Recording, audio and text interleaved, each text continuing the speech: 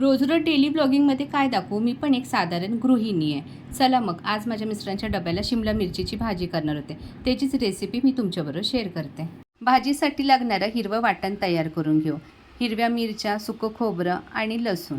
कढईतलं तेल गरम झालं की त्यामध्ये आपण कांदा लालसर होईपर्यंत भाजून घेऊया. त्यानंतर आपण थोडीशी हळद घालू. तयार केलेलं वाटण त्याचा कच्चेपणा जाईपर्यंत त्यालाही मिनिटभर परतून घेऊ. त्यानंतर बारीक चिरून घेतलेली शिमला मिरची सर्व मसाल्यांमध्ये व्यवस्थित मिक्स करू आणि चवीनुसार मीठ घालू आणि झाकण ठेवून भाजी शिजायला ठेवून देऊ. तसंही शिमला मिरची शिजायला हलकी असते, ती पटकन शिजली जाते, म्हणून मी तिला वाफेवरच शिजवून घेणार आहे. अधूनमधून भाजीचं वरचं झाकण काढून भाजी व्यवस्थित हलवून घेऊ, म्हणजे ती शिजली की नाही त्याचा आपल्याला एक अंदाज येऊन जातो. तुम्ही कशा प्रकारे शिमला मिरचीची भाजी करता ते मला कमेंट्समध्ये नक्की सांगा, म्हणजे पुढच्या वेळेस मी तुमच्या पद्धतीने शिमला मिरचीची भाजी करेन. चला, तुमच्याशी बोलत बोलत भाजी तयार पण झाली. माझा व्हिडिओ आवडला तर माझ्या व्हिडिओला लाईक, शेअर, सबस्क्राईब करा.